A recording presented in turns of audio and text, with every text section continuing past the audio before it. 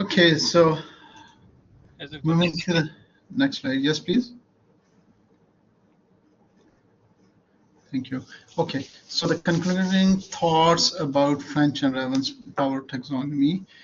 Okay, so the single factor of whether or not a group is facing a crisis might affect the leader's exercise of power simply because leaders usually can exert more power during crisis than during a period of relative calm.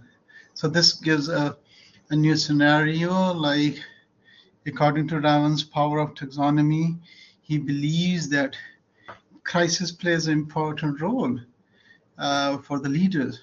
So what happens is that during the crisis, followers are more eager to receive directions and control from the leader. So uh, this findings indicate that the leaders who relied primarily on referent and expert power had subordinates who were more motivated and satisfied, were absent less, and performed better. Somebody wants to ask some question? Okay, so this is a whole new dimension in which we might be talking about that does leaders create the crisis so that they can exercise more powers? So that can also take us to that conclusion. Like most of the time, the leaders may use the crisis situation to play into their, so that they should look like experts of the field. Anyways, leaders' motives, people vary in their motives to influence or control others. There can be two different ways of expressing the needs of power. One is personalized power, one is socialized power. So people want to control. Do they want to get the powers, like how much they can exercise it and how much the other people respect them? There is a thematic appreciation test have been used to assess the needs for power. The need for power has been found to be positively related to various leadership effectiveness criteria. So this is proven by research that people want to acquire power and they want to control others. Now, leaders who are relatively uninhibited in their personal needs for power will use power blindly to manipulate or control others or to achieve at another's expense. So the leaders will not, they can be ruthless to use their powers just to exercise that they are the leader and they should be respected as leaders. Leader with a high need for power but low activity inhibition may be successful in the short term, but their followers as well as the remainders of the organization may pay high cost for this success. So people who just want them to be highlighted all the time, they might do certain activities in which they are highlighted, but that gain is going to be short gain. It's not going to ultimately benefit to the company. So they might show that, in my tenure, we had increased the stock price or share prices to this level, but ultimately they are not looking at the bigger picture. So what they are doing is they are just trying to work for themselves. So individuals vary in their motivation to manage in terms of six composites. Uh, like first one is maintaining good relationship with authority figures. They know where the power lies and they know the power corridors and they work around those power corridors. They wanting to compete for recognition and advancement. So they always try to be recognized and always try to be on the, like having advancement of their personal goals, being active and assertive. They are always wanting to exercise influence over subordinates, being visibly different from followers, and being willing to do routine administrative tasks. So if you see these characteristics in some human being, even though he is not like kind of your real boss, but he is someone who was hired with you, and you can see like these six characteristics in them. Then you can feel that they are having ambitious to become leader. So uh, you can just think of any character which is your friend, your colleague, who maintains good relationship with authority figures, and who wanted to compete for recognition and advancement. So he is just trying to get all the recognition, certificates, being active and assertive, wanted to exercise influence over subordinates. So you can see him like how he treats his subordinate, and then he tries to be visibly different, and then he is willing to do routine administrative tasks so that he wants considers I'm a big boss. So we have many characters like this. I believe you must have also working with you, so you can feel like they are just the one who are trying to become the leaders. Okay, so types of influences, tactics. One is a rational persuasion. This is normal one, which people mostly use it. It occurs when an agent uses logical arguments or factuals to influence others. So sometimes you create a rational, you develop arguments, and you just try to persuade others. Sometimes you can try to become inspirational. Appeals occurs when agent makes a request or proposal designed to arouse emotions in targets, so they can use the emotions of their followers. And sometimes you can use consultations, like you open up and you make a participatory approach. You ask everybody to give their suggestions, and that is how you can also be treated as a leader. I might have shared with you one in the American history who was a fraud, and he used to. They have made a movie on it, Catch Me If You Can. Like that was the name of the movie. So that was a real character. So the best thing which I like about is this consultation approach. So one day he was like also acting as a doctor. So he was the head of the doctors, and somebody was asking him an interview, because I watched his interview, that were you not caught because how can you impersonate to become a doctor? He says, I was the most popular doctor because I was very consultative. So whenever there was a critical issue, the doctors come to me, they say, Doctor, this is an issue.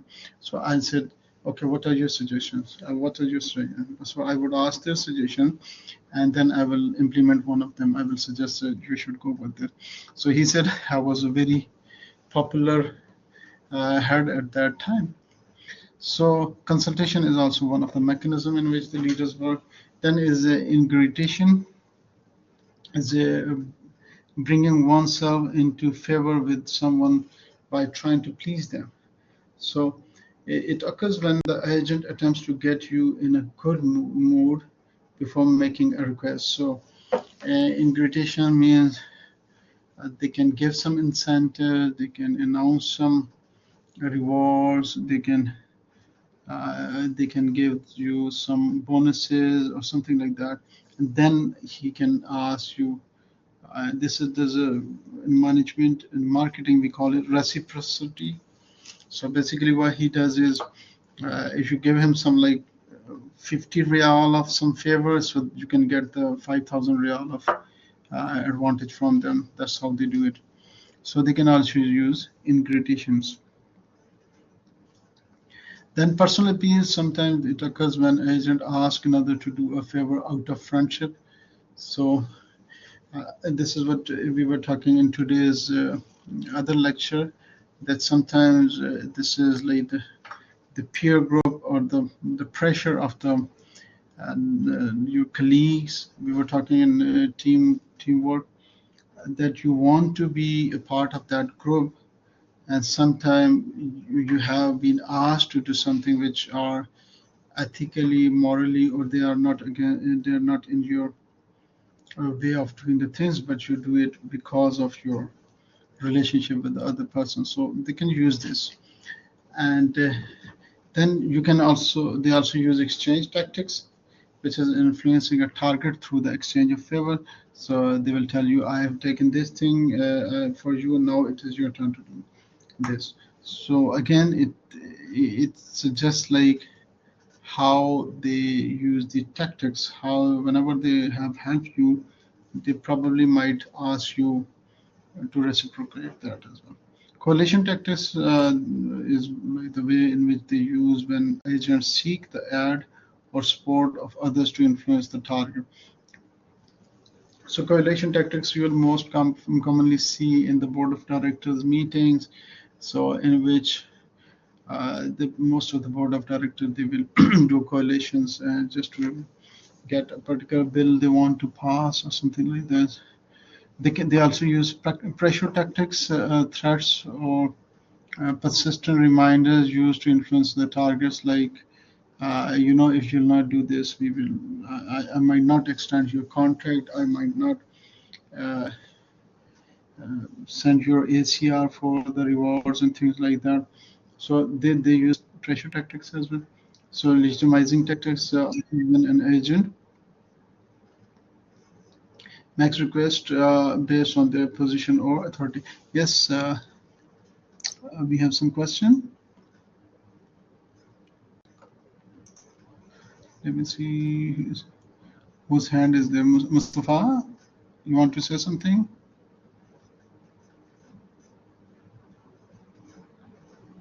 Mustafa, your voice is not coming. I think Mustafa cannot hear or see you. Okay, both of them can't see and hear both. Yeah, but I think Mustafa just sent me that he cannot see you and cannot hear you. Yeah. And we cannot hear him either. We can see his mic is coming like glowing, but no voice is coming. Mustafa, I don't know where you come talking. Where have you gone? Anyways, Doctor, can we have example for the third tactics, collation?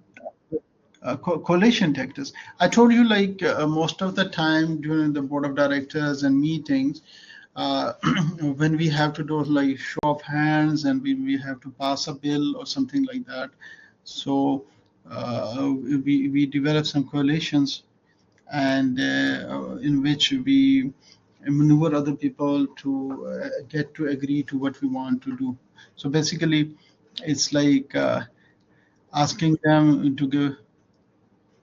Yes, Mustafa, you can hear us, but we can't hear you, sir. So coalition is like teaming up. So the thing is like you just make them to team. So for example, if I'm in my region and I'm a regional head in marketing department, and there's a regional head. I'm in the eastern region, and there's another one in the northern region. So I might ask them, come on, let's work together. I need you to achieve these targets. So try to sell hard to the customer so that we can achieve these targets. So when we'll achieve these targets, and then we will share the rewards within ourselves, and I will promote you as well, because I will say these are my salesmen, these are the top salesmen, something like that. Okay, so so influencing tactics and the power. There's a strong relationship exists between the relative power of the agents and targets and the types of influence tactics they use. Obviously, it's like it's subjective. It is subject to the situation. It's subject to the power that a leader has. But these are the weapons that they can choose and pick, and how to control the other. So leaders with higher referent power generally do not use legitimizing and pressure tactics to influence followers. Obviously, he enjoys the power that the followers love him, the followers idolize him, and so they don't need to pressurize them to do those things. So leaders who have only coercive or legitimate power may be able to use only coalition, legitimizing, and pressure tactics. So leaders, they are people are a bit frightened, and they are more oftenly using coercive legitimate powers. So ultimately, they can lower their standard a bit, and they can make a coalition or legitimizing or most of the time, the tactics is pressure tactics, how to get the things done by the followers. Oops. So influence tactics and powers. People typically use hard tactics when an influencer has the upper hand.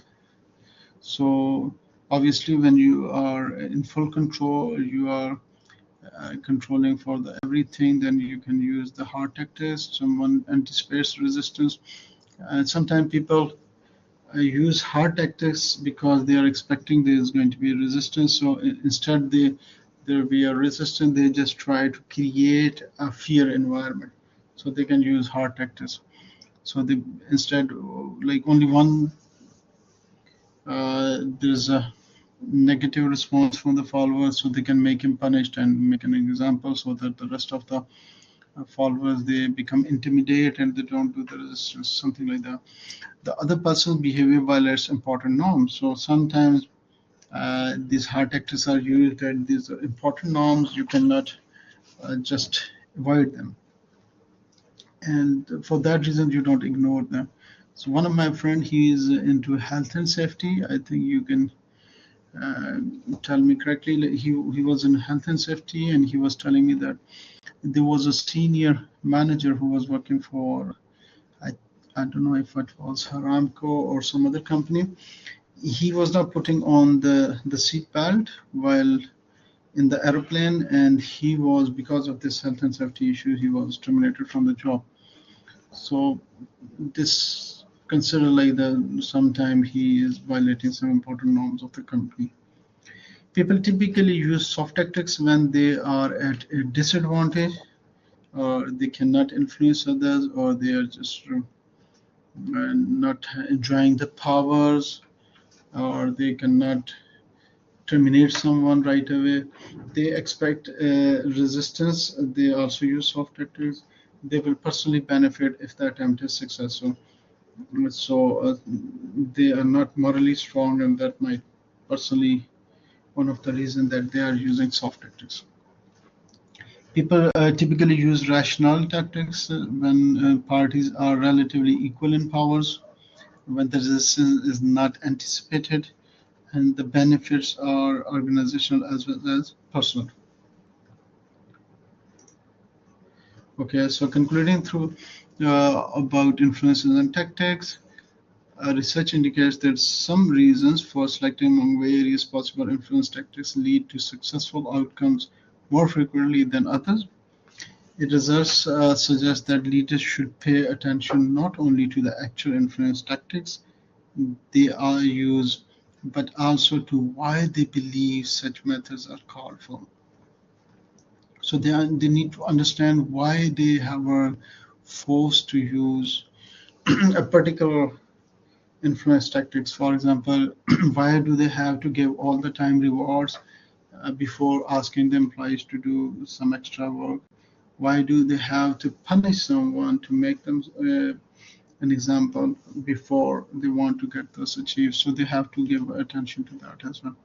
So influence efforts intended to build others up more frequently lead to positive outcomes than influence efforts intended to put others down. So it's a natural phenomenon. It's a great thing. Like when you see you are trying to build others, when you're trying to motivate others, you're trying to encourage others, you are doing this hard efforts in order to help your employees grow to the next level, so they will feel very good, like this manager was tough, but he has developed us, as compared to someone who was just punishing because Mr. X and Y did not listen to his personal likeness or dislikeness. Okay, the summary is like by reflecting on their different bases of power, leaders may better understand how they can affect followers and even expand their powers. And this is like an ever-learning process for them, how they use it. Leaders can improve their effectiveness by finding ways to enhance their idiosyncratic credit and not permitting in-group and out-group rivalries to develop in the work unit.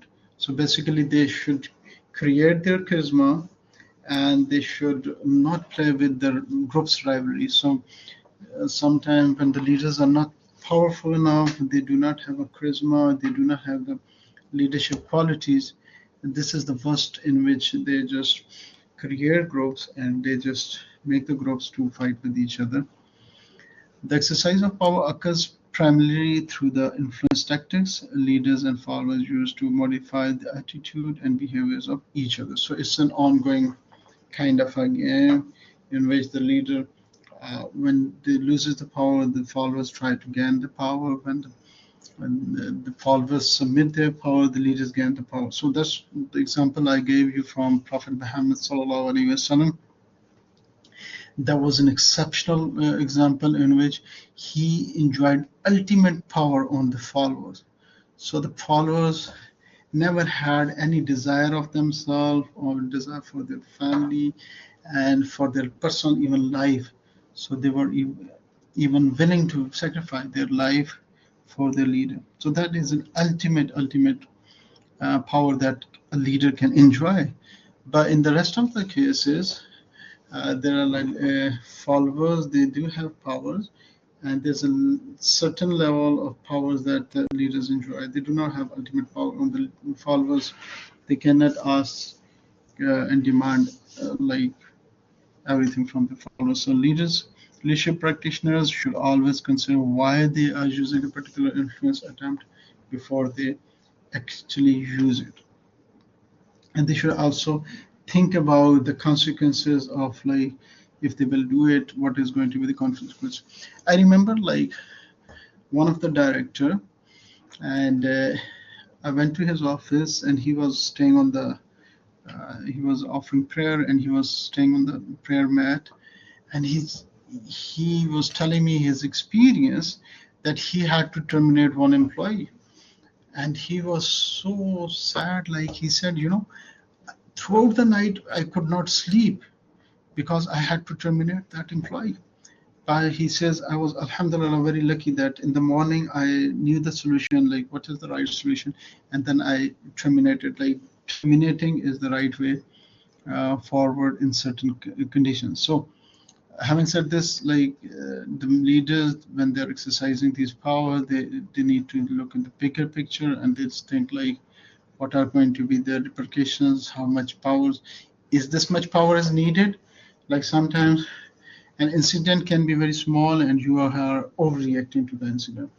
That can create a misuse of the power, and when you misuse the power, you lose that much of power. So in next time you cannot use that power. That's also very tricky. So anyways, this is the conclusion of this power, which is between the followers and the leaders and the situation. So the house is open. If you want to ask some questions, please go ahead. Otherwise, we can have like 15 minutes break till we have got another session that is on 7:30. Are we done with this session? Yeah, I have just a question, please, Doctor. Yes. So Yes. it's not about the lecture itself. It is just about we are going to have another chapter in leadership, right? Yes. No, not leadership. It's going to be for the international management. For international management. Okay. Yes. So yeah, I've heard that that we are going just to have these lectures online, and then next week maybe we will have lectures. Then just 1 week to go until the finals. So are we going to present next week? I mean, not with this weekend that comes, the weekend after. I don't know. Until you have the midterms, I think all the classes are online. That's my understanding. So if we have a midterm in the week after, then probably we'll be having onlines. Otherwise, Midterms? we'll be. Midterms? Yes. Are you done with the midterm exams? Yes, sure, yes. Yes, All of we them? finish. Yes, all of them. Yes. Now we are having a lecture with you. This weekend we will have lectures. Then we will have Inshallah. only one weekend after, just to have, some sort of like presentations, and then we have just weekend off. Then we will go to the finals. Oh gosh. Okay, sounds good to me. So, and I think the way it proceeds, whatever we can cover, the only thing is that I have to cover and I have to be in line